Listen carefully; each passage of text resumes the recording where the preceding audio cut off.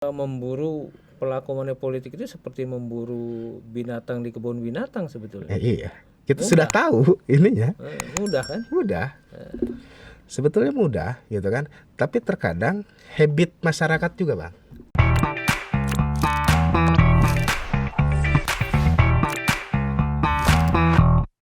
Assalamualaikum warahmatullahi wabarakatuh. Apa kabar sahabat Banten Podcast?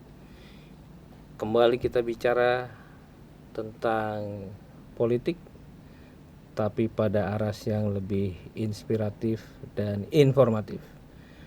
Bersama Bang Zainal Mutakin Siap. dari Komisioner KPU Kabupaten Serang, Serang, ya. Divisi Hukum dan Pengawasan. Kita akan bincang tentang pendidikan politik dan polarisasi pemilu di 2004 terutama di Kabupaten Serang. Selamat datang Bang Zainal. Selamat datang. Apa Bang kabar? Ya, senior saya nih luar biasa. Alhamdulillah kabar baik. Ini Sehat, Bang. Alhamdulillah nih di tengah kesibukan Bang Zainal ya sebagai komisioner masih menyempatkan waktu. Jadi kita akan bicara tentang pendidikan politik. Kalau pada perspektif KPU apa yang dilakukan dalam rangka pendidikan politik? Ya, kalau KPU sendiri itu kan sebenarnya lembaga yang mengadministrasi pemilu ya. Sebenarnya bukan lembaga politik. Kita bukan lembaga politik tapi yang mengadministrasikan politik kan gitu.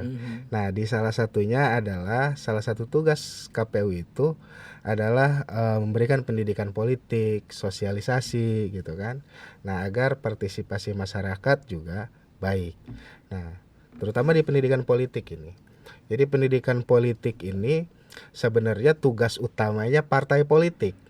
Nah, tugas utamanya partai politik. Tapi KPU turut andil dalam pendidikan politik itu sebagaimana aturan dalam undang-undang juga dalam peraturan KPU bahwa KPU itu harus hadir di tengah-tengah masyarakat memberikan pencerahan terkait bagaimana pemilu secara prosedural itu dilakukan dan juga partisipasi masyarakat secara aktif. Nah, di sini kita titik beratnya lebih kepada bagaimana masyarakat tahu gitu kan kontestasi politik yang ada ini seperti apa. Nah, kemudian juga selain daripada mengenal partai politiknya, sosok-sosoknya, visi misi daripada partai politiknya seperti apa. Nah, kita jabarkan secara tuntas di sana. Nah, sehingga kita harus tetap berada pada posisi yang imparsial gitu kan, tidak membeda-bedakan. Artinya masyarakat diperkenalkan pada proses tahapan Ya. Kemudian calon yang akan maju dari partai mana dan visi misi mereka, programnya juga seperti apa gitu. Nah, dari model yang ditawarkan ini, apakah kemudian KPU melakukan sendiri atau memang ada model lain yang juga dikerjasamakan dengan partai politik? Ya, kalau KPU sendiri melaksanakan ini tentu saja semuanya saling berhubungan, saling berintegrasi gitu ya. Nah, pertama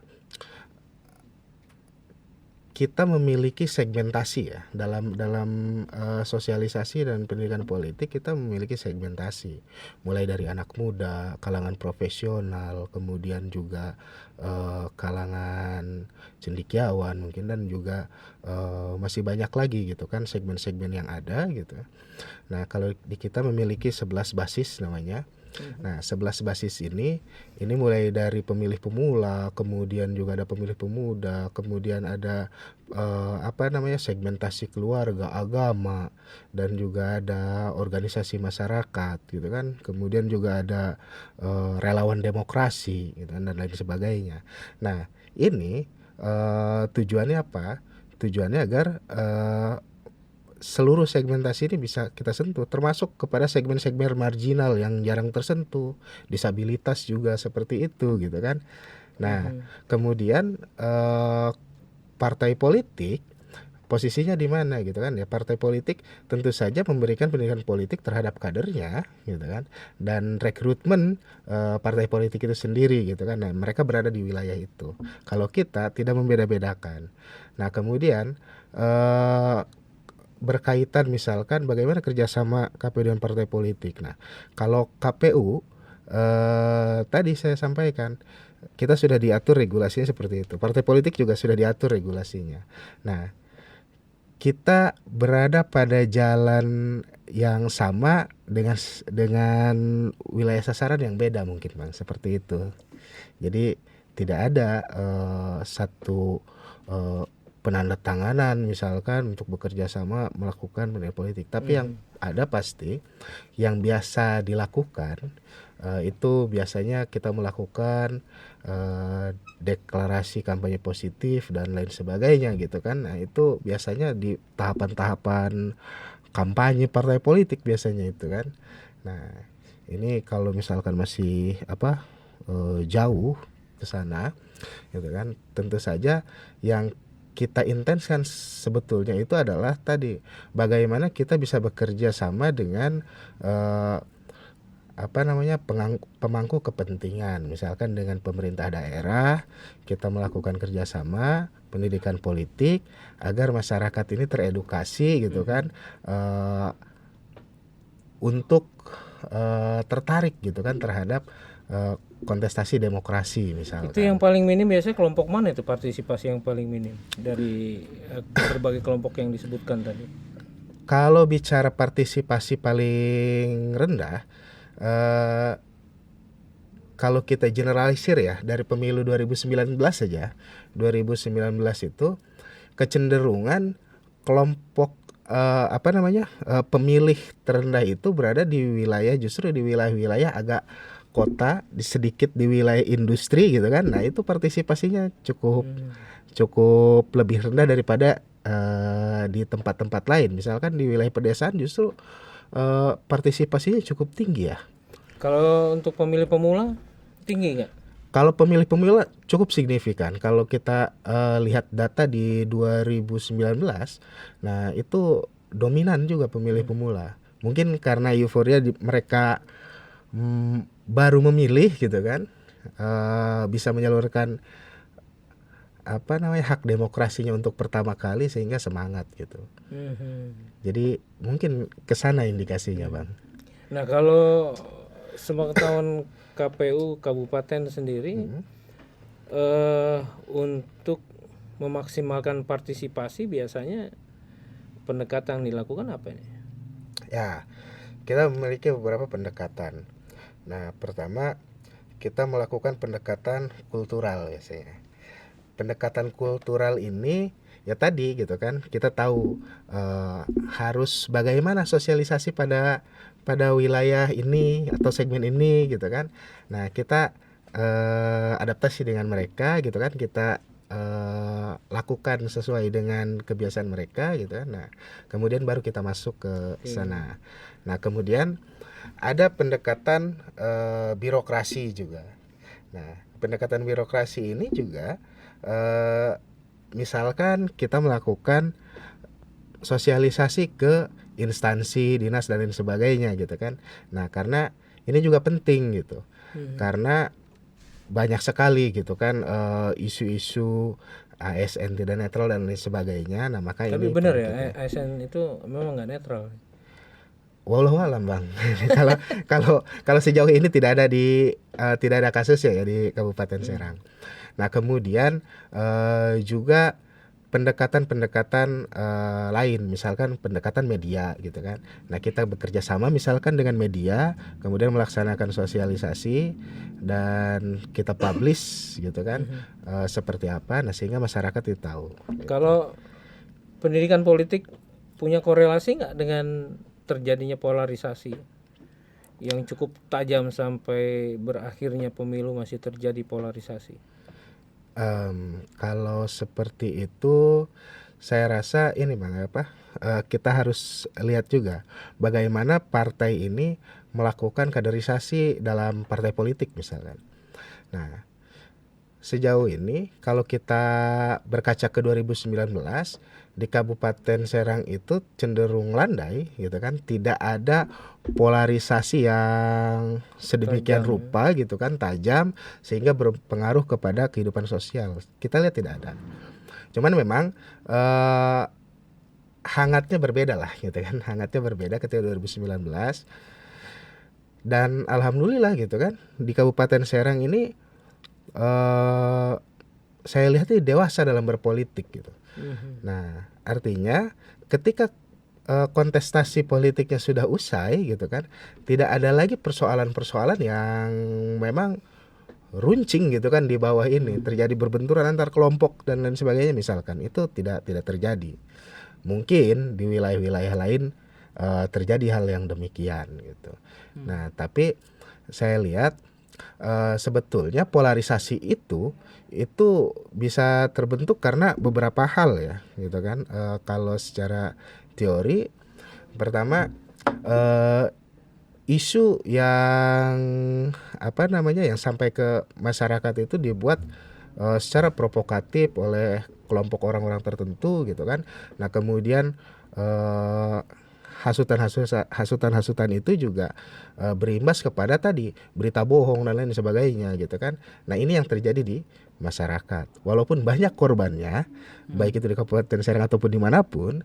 Nah tapi yang saya salut itu masyarakat Kabupaten Serang ini bisa dewasa menyikapi itu, gitu. Tidak ada perpecahan gitu kan di masyarakat. Nah kemudian bisa saja juga polarisasi ini juga terjadi karena faktor dukungan misalkan. Nah, kalau tadi isunya adalah isu sosial terhadap kebijakan misalkan, kemudian ada isu lain yaitu persoalan dukungan misalkan. Nah, ini si A, ini si B gitu kan. Nah, yang kemarin ramai-ramai itu cebong kampret dan lain sebagainya gitu kan. Nah, itu juga membentuk satu polarisasi gitu. Terjadi juga di Kabupaten Serang ya, cebong Ya, kampret itu.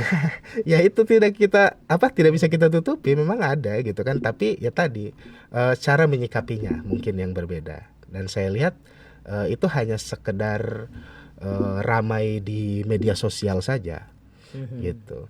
Nah kemudian yang terakhir tadi penggunaan media sosial. Nah media sosial inilah yang cukup besar memberikan dampak terhadap polarisasi menurut saya Bang gitu. Nah, kalau peran partai sendiri dalam berkontribusi terhadap polarisasi besar nggak kira-kira? Saya rasa nggak bisa juga saya berkomentar besar atau tidak polarisasi itu terjadi karena partai atau bukan gitu kan. Nah tapi yang bagi pandangan saya tadi ada 3 hal itu yang membuat polarisasi itu makin tajam. Nah makanya KPU di sini gitu kan, KPU di sini dalam 2019 kemarin pemilu itu ya kita juga aktif memantau media sosial gitu kan, dan kemudian dari KPU juga, dari KPU RI juga menurunkan aturan gitu kan agar media sosial untuk melakukan kampanye itu harus diregistrasikan, didaftarkan. Nah sehingga kita tahu nih, kita pantau kalau misalkan ini tidak terdaftar ini bagaimana misalkan. Ya, kita sampaikan ke Bawaslu misalkan kan gitu. Atau misalkan masyarakat melaporkan ke Bawaslu bahwa media sosial ini tidak terdaftar misalkan kan gitu. Nah, justru kan yang terjadi itu ya.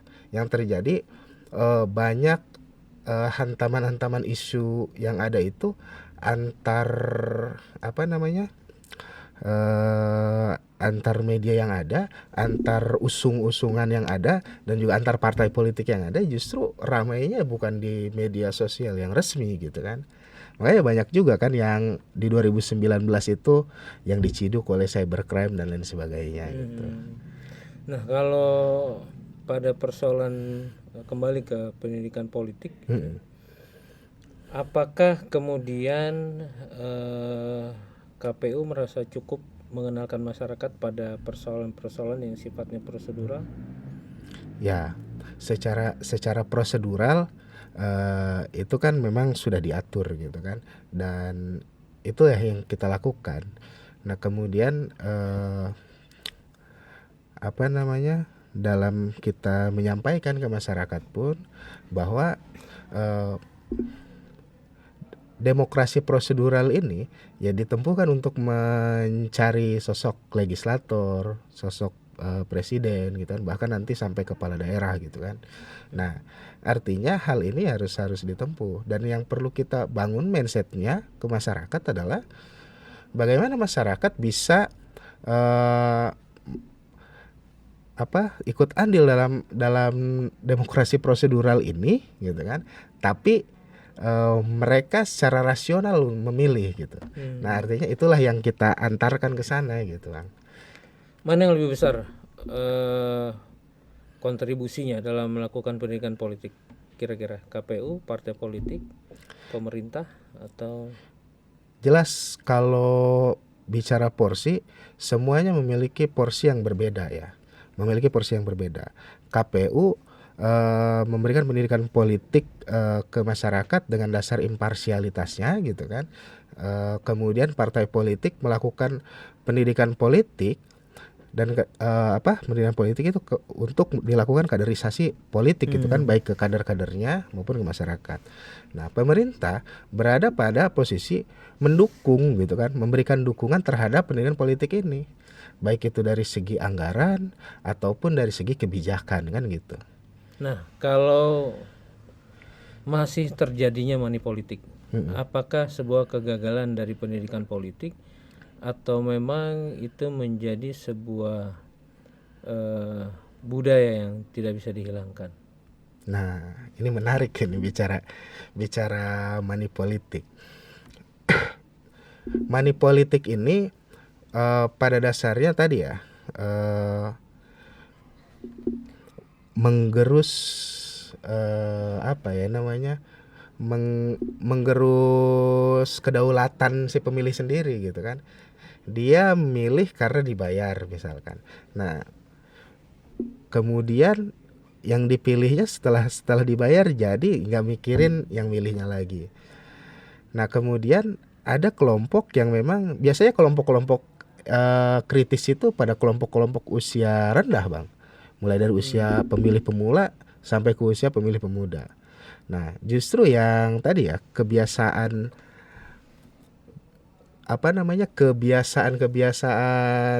tradisional ini muncul pada kalangan yang usianya jauh lebih matang gitu kan, tapi dari segi ekonomi kurang misalkan. Nah, itu bisa kita klasifikasikan.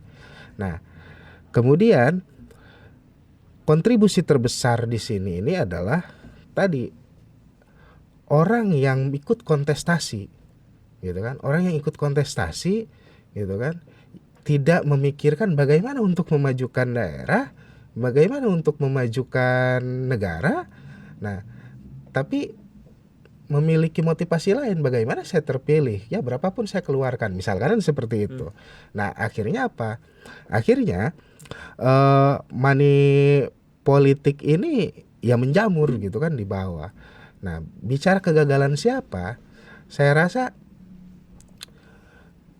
ini bisa dikatakan ya kegagalan kita bersama gitu dalam membina demokrasi.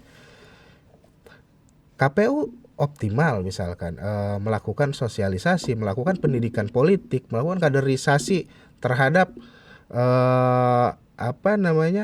perangkat-perangkat yang kita punya gitu kan. Petugas-petugas kita kader gitu kan, agar mereka bisa memberikan informasi dan pendidikan politik secara luas ke masyarakat. Nah, tapi KPU saja tidak cukup gitu kan. Ada peran partai politik di sana, ada peran pemerintah gitu kan, ada peran calon-calon dari partai politik itu sendiri gitu kan. Nah, ini mereka harus bergerak bersama juga untuk berkomitmen tidak melakukan money politik misalkan. Nah, karena memang jelas dalam kondisi keuangan negara sedang sulit gitu kan. Nah, kemudian mereka melakukan money politik yang ada tujuannya bukan lagi mensejahterakan rakyat kan gitu. Nah. Kalau secara hukum yang memberi dan yang menerima kena. Nah, ini kalau di pemilu di pemilu itu baik yang memberi maupun menerima, nah ini punya konsekuensi pidana. Gitu kan? Ancamannya berapa tahun? Punya konsekuensi pidana. Nah, ancamannya pun lumayan gitu kan.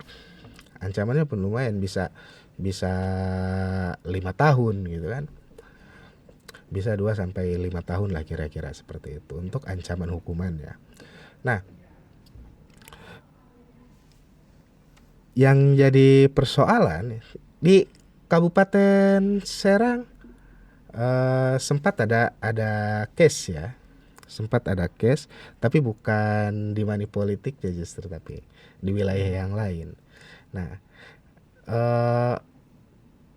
ketika dilakukan kampanye di tempat yang terlarang gitu kan, nah itu konsekuensinya sampai ke pembatalan calon. Nah, begitupun gitu kan money politik, apalagi money politik itu luar biasa sanksi pidananya. Selain didenda gitu kan, juga ada hukuman kurungannya tergantung berat ringannya gitu kan. Nah, dan itu luar biasa gitu kan. Ada sampai punishment sampai ke pembatalan pembatalan calon gitu. Ini money politik ini kan sebenarnya sederhana. Sederhana. Dia pasti datang. Sumbernya itu cuma 2, calon dan partai politik. Partai politik. Setuju kan? Iya. Artinya kalau kedua ini fokus untuk diawasi, sebetulnya memburu pelaku money politik itu seperti memburu binatang di kebun binatang sebetulnya. Iya. Kita sudah tahu ininya. Mudah kan? Mudah. Sebetulnya mudah gitu kan. Tapi terkadang habit masyarakat juga, Bang. Kebiasaan masyarakat dari pemilu ke pemilu. Nah, inilah yang memang sasaran kita gitu kan, sasaran kita. Jangan mau money politik. Alhamdulillah 2019 kemarin kita tidak melihat itu ya. Di Bawaslu pun clear gitu kan. Di Bawaslu tidak merekam gitu kan adanya. Jadi Bang Zainal yakin nggak dalam setiap pemilu tidak ada money politik? Kalau itu ya kita kan harus bicara data, Bang, pada akhirnya gitu kan. Ya kalau misalkan data yang ditampilkan memang tidak ada misalkan, ya kita percaya saja dulu data itu. Tapi secara praksis? Bicara secara praktis ya itu kan kita tidak sampai kepada mengawasi ke wilayah yang terlalu dalam sana. Karena kan itu ranahnya ada di Bawaslu gitu kan. Nah, cuman memang laporan Bawaslu ini pemilu 2019 ini terkait persoalan itu sebetulnya clear gitu kan. Nah, terkait persoalan bagaimana di lapangan ya kan kita tidak tahu pada akhirnya gitu. Oke. Nah, kalau begitu punya rumusan nggak? Pendidikan politik yang ideal seperti apa? Dan mencegah money politik barangkali ada rumusan yang ideal? Pendidikan politik yang ideal menurut saya adalah pertama dari partai politiknya dulu. Rekrut kader-kader politik mereka yang akan naik misalkan jadi anggota dewan dan lain sebagainya. Rekrut benar-benar dari kadernya. Persoalan sekarang kan enggak, gitu kan? Baru masuk jadi kader partai, nah kemudian ngambil posisi pengen nyalon. Nah ini kan tidak matang berarti kan di kadernya. Artinya kalau misalkan dia sudah berkarir sejak awal di partai, sebenarnya dia sudah punya pangsa pasar sendiri. Bagaimana penilaian masyarakat terhadap kader yang diusung oleh partai politik tersebut, gitu kan? Nah itu pertama. Yang kedua, secara bersama-sama gitu kan, kita KPU, Bawaslu dan lembaga-lembaga pemerintah turun bersama ke masyarakat gitu kan, membina kelompok-kelompok masyarakat misalkan menjadi kader demokrasi atau apa. Nah, Kabupaten Serang ini kita ada yang namanya masuk ke dalam program Desa Peduli Pemilu dan Pemilihan. Nah, kita kader masyarakat di sana. Di desa kita ada satu proyek pilot di Desa Nyompok, kita kader masyarakat Desa Nyompok gitu kan, sebanyak beberapa orang gitu kan, agar jadi duta bagi kita menyampaikan hal-hal ini ke masyarakat secara luas gitu. Nah, ini upaya yang kita lakukan. Artinya begitupun di Bawaslu, kalau tidak salah ada sekolah kader pemilu juga kan gitu. Nah, ini kalau semuanya melakukan kaderisasi itu dengan baik, saya rasa apa yang kita inginkan, misalkan tidak ada money politik, itu bisa tercapai. Artinya, karena tadi tujuan pemilu itu kan untuk mensejahterakan nah masyarakat. iya, Tapi kalau money politik bisa satu orang 20 juta juga ikut mensejahterakan, nggak apa-apa, setuju Bang Zainal. ya lah kalau itu. Nah, arti sejahtera gimana? Kalau misalkan arti sejahtera itu orang dikasih uang gitu kan, arti sejahtera orang dikasih uang artinya setelah dia mendapatkan uang ini apa gitu. Nah, jadi bukan itu kalau menurut saya. Sejahtera itu ya masyarakat bisa hidup dengan kebijakan pemerintah secara adil misalkan kan gitu. Oke, Bang Zainal, terima kasih nih udah hadir dan cukup asik kita bincang-bincang dan nggak kerasa ya sudah di ujung waktu. Terima kasih. Jangan kapok. Assalamualaikum warahmatullahi wabarakatuh. Waalaikumsalam warahmatullahi wabarakatuh. Terima kasih. Siap.